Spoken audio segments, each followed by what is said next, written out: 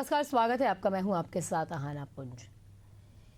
बिहार के एक चरण के चुनाव पूरे हो चुके हैं, परिणाम आने वाले हैं क्योंकि दूसरा चरण 11 नवंबर को होने के बाद हम परिणाम पर जाएंगे।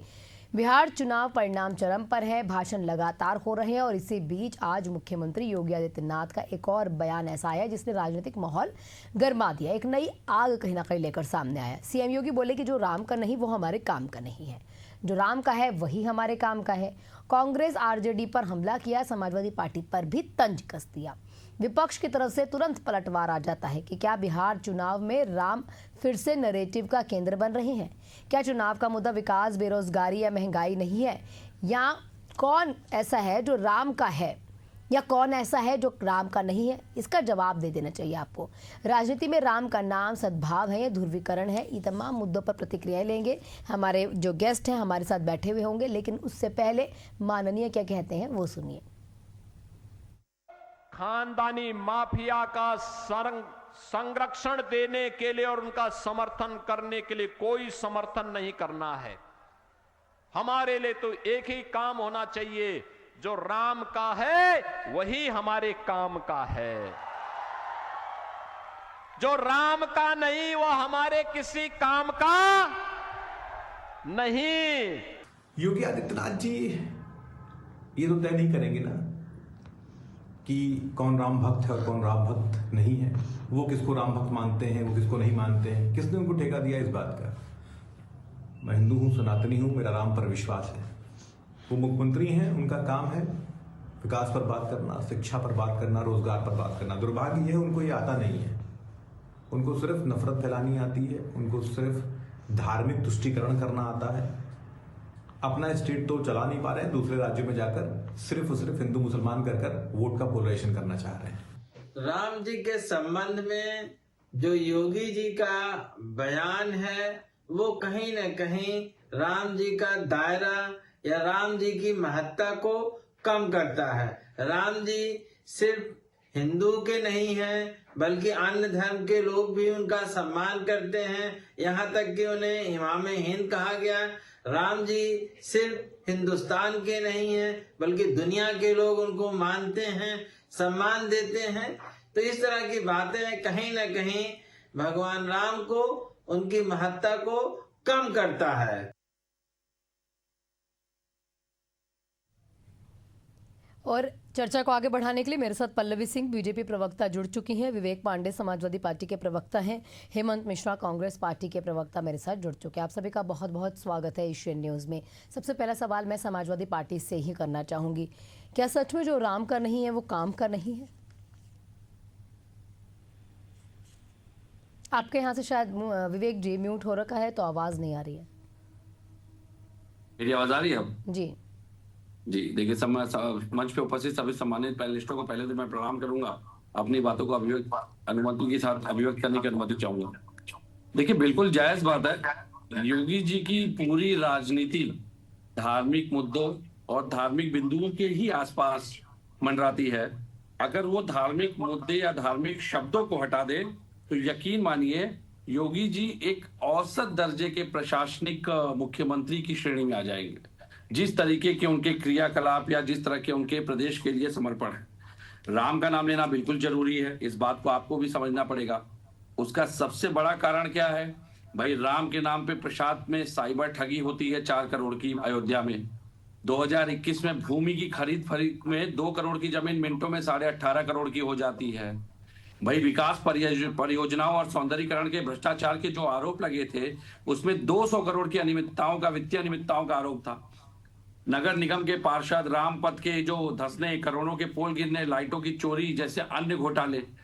कुछ मामलों में, एक मामले में तो एक ब्लैकलिस्टेड कंपनी को बिना काम किए ही उसको भुगतान करने का आरोप लगा।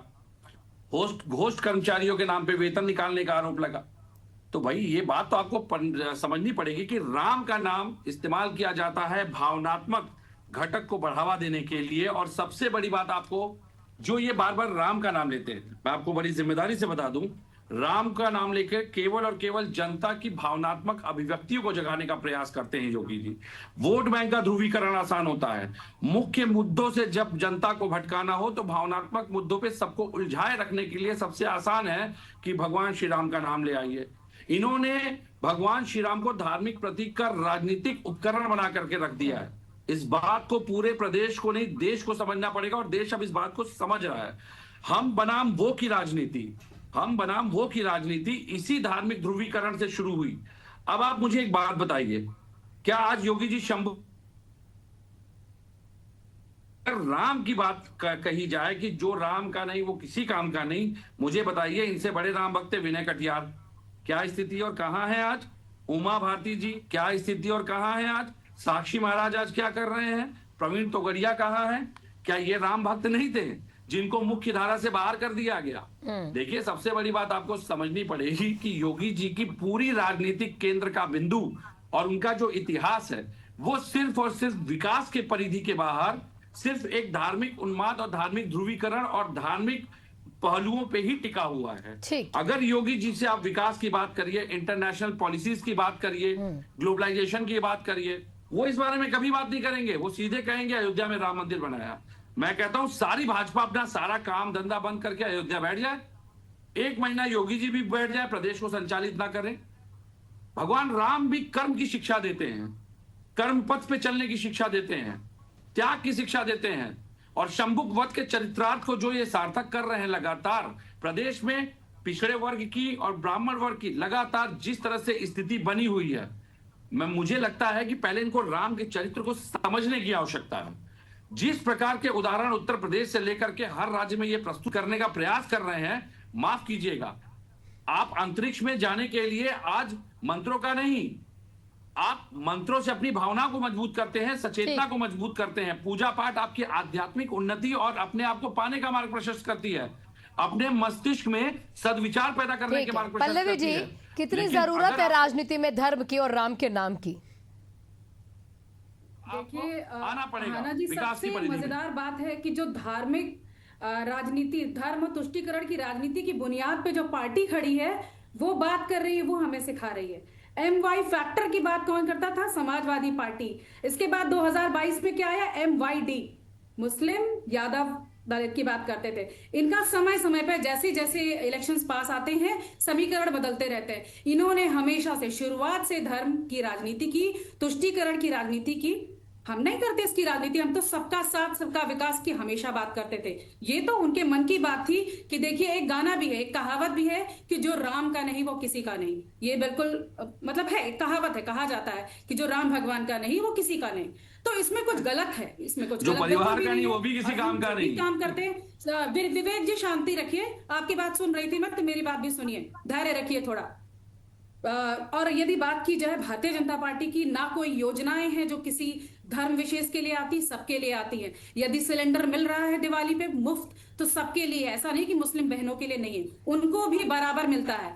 इसके बाद अभी विवेक जी बोल रहे थे कि सिर्फ धर्म की बात करते हैं, शायद उनके कान बंद हो जाते हैं। मैं डेली 2 से 3 डिबेट में डेली मैनेज करती हूँ। हर दिन रोज यही रोजगार, बेरोजगारी, महिला सुरक्षा, इसी पे बहस करती हूँ और इसी पे बात करती हूँ। तो आप देख लीजिए, भारतीय जनता पार्टी 365 दिन काम करती है। ये इस चीज को नहीं एक्सेप्ट करेंगे। इससे बेहतर तो मैं मानूंगी RJD के, तेजस्वी जी के, कम से कम उन्होंने ये एक्सेप्ट तो किया कि भारतीय जनता पार्टी एक ऐसी पार्टी जो 24 घंटे लगातार 365 दिन काम करती है। इस चीज के लिए मैं उनको मतलब बोलूंगी कि चलिए ठीक है, फाइनली उन्होंने ये चीज एक्सेप्ट की कि सामने वाली पार्टी मेहनत कितनी करती है और कितना काम करती है। अब रही बात समाजवादी पार्टी के समय में, 2017 से पहले लूट, दंगे, सांप्रदायिक दंगे किसने कराए? सबसे ज्यादा दंगे आपके समय पे हुए। आप धर्म की राजनीति नहीं करते, मुस्लिमों की आप पूरा बकायदा, यदि पलायन आपके समय में सबसे ज्यादा हुआ, कैराना को ले लीजिए, किसी भी जगह पर आप सहारनपुर को ले लीजिए, मुजफ्फरनगर के दंगे जो किसी को भी नहीं भूले होंगे, आपके समय में किस तरीके से हुआ था। और उस समय जो दंगे का मुख्य आरोपी था उसको कहते हैं ना कॉरिडोर बना के सीधे सीएम पल्लवी जी, मेरा सवाल था कि क्या राजनीति में राम के नाम और धर्म की जरूरत है? नहीं अहाना जी, मैंने ये कहा कि वो उनकी बात है। जैसे मैंने आपको बताया कि एक कहावत है कि जो राम का नहीं वो किसी का नहीं। इसको आप राजनीति से मत जोड़िए। राजनीति अगर यदि पॉलिटिक्स की बात की जाए, मुख्यमंत्री जी इस समय सर्वप्रिय मुख्यमंत्री हैं। देश ही नहीं, यदि देश के बाहर की भी बात की जाए तो लोग उनका उदाहरण देते हैं कि काश हमारे यहाँ भी ऐसा मुख्यमंत्री हो जो इस तरीके की शासन व्यवस्था संभाले। या रोजगार की बात कर लीजिए, इस समय उत्तर प्रदेश की अर्थव्यवस्था सेकंड नंबर पे है। किसकी वजह से? समाजवादी पार्टी की वजह से, जो घोटालों की सरकार रही है। जिस तरीके से 2017 से पहले इन्होंने घोटाले किए कि कोई भी काम पेपर पे नहीं है, सब कहाँ हुआ किसी को कुछ नहीं पता, नकल करा के आप काम कराते थे। आपके समय में शिक्षा की क्या स्थिति थी, किसानों की क्या स्थिति थी, तो ये सारी चीजें बदली पर वो नहीं दिखाई देगा। ठीक है हेमंत मिश्रा जी, मैं आपसे एक सवाल करना चाहूंगी। देखिए बिहार में सिर्फ हिंदू तो रहते नहीं है, पूरे देश में सिर्फ हिंदू तो रहते नहीं, और हिंदुओं में भी ऐसे आपको कई हिंदू देखने को मिलेंगे जो राम को नहीं मानते हैं। तो क्या सच में जो राम को नहीं मानते हैं वो किसी काम के नहीं है? हेमंत जी। सभी पैनलिस्ट को मेरा नमस्कार, सभी दर्शकों को मेरा नमस्कार। थोड़ा धैर्य लेकर के अगर सुनेंगे तो अच्छा लगेगा। देखिए, योगी का अर्थ क्या होता है, पहले तो इसको समझने की आवश्यकता है, जो जोड़ने का काम करे। और हमारे योगी जी क्या कर रहे हैं? बटेंगे तो कटेंगे, इस तरीके की भाषा का प्रयोग एक योगी नहीं कर सकता, एक संत नहीं कर सकता। जिस भगवे कपड़े को पहन करके वो पूरे संत समाज के साथ में इस तरीके की भाषा प्रयोग करके लोगों के बीच में बंटवारा पैदा करके समाज में एक विद्वेष की भावना पैदा करें, मुझे लगता है कि कहीं से वो उचित नहीं है, सनातन संस्कृति के अनुरूप तो नहीं है। दूसरी बात मैं कहूंगा कि अब बिहार के अंदर इस तरीके की भाषा का प्रयोग करके जिसमें कि पोलराइजेशन और हिंदू और मुसलमान, ऐसा क्यों करना पड़ रहा है, इसके पीछे समझने के लिए थोड़ा आवश्यकता होगी। उत्तर प्रदेश के अंदर एक मॉडल के रूप में आप अगर बिहार के अंदर प्रस्तुत करते जाकर के, तो शायद आपके पास में बिहार में उत्तर प्रदेश मॉडल को दिखाने के लिए कुछ भी नहीं है। तब आपके पास फिर क्या चीज रह जाती है? केवल विभाजन की राजनीति करना और विभाजन के आधार पर वोट हासिल करना, पोलराइज करना। अभी हमारी बहन पल्लवी कह रही थी कि महिला उत्पीड़न में हमने दिन भर 3 डिबेट करे हैं, 4 डिबेट करे हैं या 2 डिबेट करे हैं, मैं काफी इसका जो है वो करती हूं। महिला उत्पीड़न में उत्तर प्रदेश नंबर 1 पर है। ये शर्मनाक है, शर्म की बात है। और विनम्रता के साथ कहना चाहूंगा कि एक महिला होते हुए आपको आंकड़ों के साथ में बैठना चाहिए। 66,381 के आंकड़े हैं। आप देखिए ना कि किस तरीके से अपराध में बढ़ोतरी हो रही, किस तरीके से आर्थिक स्थिति में। मैं इसमें एक चीज और जोड़ना चाहूंगा कि अगर उत्तर प्रदेश के अंदर अगर लोगों को रोजगार मिले तो उत्तर प्रदेश के लोग पलायन करके दूसरी जगह न जाएं। मुझे लगता है कि रोजगार के अवसर जब से योगी जी की सरकार बनी है सृजित नहीं हुए। राम राज्य में किस तरीके का व्यवहार और किस तरीके का वातावरण था, ये समझने की जरूरत है। वो चीज सामने ला करके उसका मॉडल दिखाएं तो शायद जनता लाभान्वित हो, जनता को उसका फर्क भी पड़ेगा। मुझे नहीं लगता है कि इस तरीके की भाषा शैली से, इस तरीके के क्रियाकलाप से कोई वोटर बिहार के अंदर प्रभावित होगा, क्योंकि वो माता सीता की भी नगरी है। मैं नहीं समझता कि इस तरीके की भाषा से या इस तरीके की चीजों से कोई फर्क वहां पड़ेगा। वहां का वोट बिहार के लोग जो पलायन करके जा रहे हैं उनको रोकने के लिए महागठबंधन की सरकार आकर के पूरा करेगी, रोजगार देने का काम आकर के पूरा करेगी। वहां की जनता इस आधार पर महागठबंधन की तरफ आस भरी नजर से देख रही है और उसका बेनिफिट भी हमको पहले चरण में मिला है। ठीक है विवेक जी, क्या जो वोटिंग हुई है उससे ये सीधे तौर पर पता चलता है कि वो वोट महागठबंधन के लिए जा रहा है और सरकार के खिलाफ। ठीक, बताइए विवेक जी। देखिए, मैं तो ये कहूंगा कि चलिए ठीक है, हमारी सारी बातों को आप नकार देंगे, क्योंकि पल्लवी जी भाजपा की प्रवक्ता हैं, अपना धर्म निभा रही हैं। मैं स्वीकार कर लेता हूं, 2 मिनट के लिए इनकी बात को स्वीकार कर लेता हूं, लेकिन पूरे देश की जनता, आपके व्यूवर्स ये भी सुने कि पल्लवी जी ने इस बात को माना कि तेजस्वी जी कम से कम बढ़िया मुद्दों पे बात कर रहे हैं, बढ़िया काम कर रहे हैं, बढ़िया प्रचार कर रहे हैं, बेहतर चुनाव लड़ रहे हैं। तो कम से कम पल्लवी जी के कहने पे बिहार की जो एनडीए सरकार की जो वोटर्स हैं वो जेडीयू को, या मुझे लगता है कि जेडीयू को नकार करके तेजस्वी यादव को वोट करें, क्योंकि पल्लवी जी ने खुद ही अब इसकी मांग की है आपके मंच से कि कम से कम तेजस्वी यादव अच्छा काम कर रहे हैं। तो चलिए, मैं बहुत बहुत धन्यवाद देता हूं कि पल्लवी जी ने इस बात को शहर से स्वीकार किया। भाजपा का कोई एक प्रवक्ता तो कम से कम बिहार चुनाव में इस बात को स्वीकार कर रहा है कि तेजस्वी यादव सबसे बढ़िया काम कर रहे हैं और सबसे बढ़िया मुद्दों पे लड़ रहे हैं। तो एनडीए के मुद्दे अगर जनता को भटकाने के लिए हैं तो भाजपा की प्रवक्ता की कोई इस बात के लिए साधुवाद नहीं, कि पर उन्होंने पल्लवी जी ने तेजस्वी कहा को कि वोट करने तेजस्वी की अपील यादव की। ने ऐसा कहा है बीजेपी के जी, लिए। मैंने कब कहा ये नहीं, बात? पल्लवी जी ने ये बात कही कि तेजस्वी कम से कम बढ़िया कर रहे हैं समाजवादी पार्टी से। इस बात के लिए मैं आपको धन्यवाद दे रहा हूँ पल्लवी जी। भाजपा अच्छा काम करती है, आप सुनिए पहले। बहरहाल मुद्दे पहले पे आप आता, सुनिए, मेरी मैं बात हो बोल- जाने दीजिए। अरे पल्लवी जी आप अधीर आप बात पल्लवी जी मत अधीर मत करिए। होइए, मेरी बात तो आ जाए, मेरी बात आ कुछ नहीं जाए, हो जाएगा। मेरी बात आ जाए। अरे मैं अधीर क्यों नहीं, मेरी बात तो आ जाए, मेरी बात तो आ जाए, मेरी बात तो आ जाए। डिबेट को देख लीजिएगा।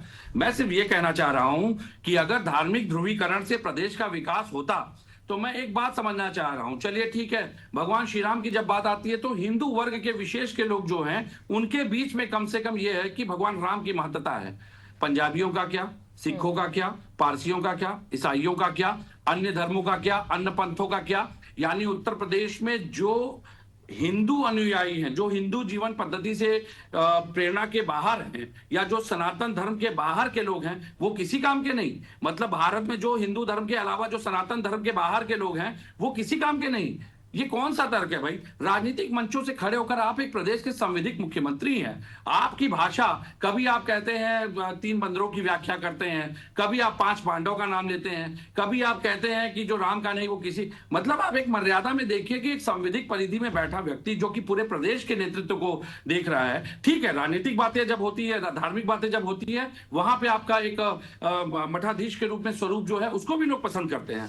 लेकिन जब बात विकास के मुद्दों पर हो, जब बात चुनाव के मुद्दों पे हो, तो वहां पर भी आप जाकर के धार्मिक मुद्दों को पैदा करके लोगों को भावनात्मक रूप से जगाने का प्रयास कर रहे हैं। हम वर्सेस वो की राजनीति खड़ी करने का प्रयास कर रहे हैं। मुझे लगता है कि योगी जी को इस परिधि से बाहर आने की आवश्यकता है। अगर विकास की बात करनी है, अगर विश्व गुरु बनना है, तो आप पहले देखिए आपके देश के सामने चुनौतियां क्या हैं। उत्तर प्रदेश के सामने चुनौतियां क्या हैं? जो उत्तर प्रदेश से आज भी ट्रेनें बॉम्बे आती हैं, दिल्ली जाती हैं, बैंगलोर जाती हैं, हैदराबाद जाती हैं, एवरेज निकाल लीजिए। पलायन लगातार चल रहा है। एमओयू कराने से अगर उद्योग लग जाते तो मुझे लगता है कि उत्तर प्रदेश की ट्रेनों की आप वेटिंग चेक कर लीजिए। आप अभी मैं बोल रहा हूं लाइव चेक कर लीजिए। अगर किसी ट्रेन में आपको तत्काल कोई टिकट अवेलेबल मिल जाए तो सबसे बड़ी बात समझने वाली है, चुनाव तो बिहार में है ना, उत्तर प्रदेश की ट्रेनें क्यों फुल है भाई? और वेटिंग भी वो कितने 10-10, 15-15, 20-20 दिन की वेटिंग चल रही है, टिकट उपलब्ध ही नहीं है, लगातार पलायन जारी है। और मुंबई आकर के देख लीजिए सत्यता, अगर देखनी है दिल्ली चलिए सत्यता देख लीजिए, चलिए बैंगलोर, चलिए हैदराबाद। पल्लवी जी क्या जवाब देना युवा वर्ग चाहेंगे? है सब कहीं ना कहीं आईटी क्षेत्र में जाना है तो बैंगलोर पहली पसंद है भाई। ये तो आपकी कहीं ना कहीं अपरिपक्व कार्यप्रणाली का कहीं ना कहीं प्रतीक है ना। आप उत्तर प्रदेश में उद्योग ला नहीं पा रहे हैं और लोगों को आप बता रहे हैं बटोगे तो कटोगे। अरे कौन बट रहा है भाई? क्यों बटेगा कोई? आप बताइए क्यों बटेगा कोई? हम जब एक विश्वविद्यालय में पढ़ते हैं, हम यूनिवर्सिटी में जब पढ़ते हैं, हर जाति धर्म के लोग हमारे सहपाठी होते हैं। हम क्यों बटेंगे आपस में जब तक हम कोई बांटने का प्रयास नहीं किया जाएगा? पल्लवी जी, ये मेरा सवाल है आज। जी आना जी, देखिए सबसे पहले तो मैं एक एक करके उठाती हूँ, सब बताती हूँ। जैसे बटे की कटे की बात कर रहे हैं, बटेंगे तो कटेंगे, इसका अर्थ वही बात है ना कि आप अर्थ का अनर्थ करने के लिए बैठे हैं, आप नैरेटिव अलग सेट करते हैं, लोगों को अलग तरीके से समझाते हैं। बटेगा का मतलब है कि पूरा देश यदि एक रहेगा, एक देश रहने की कल्पना और एक देश रहने की बात सरदार वल्लभ भाई पटेल ने भी की थी। शायद आप इस बात को भूल रहे हैं।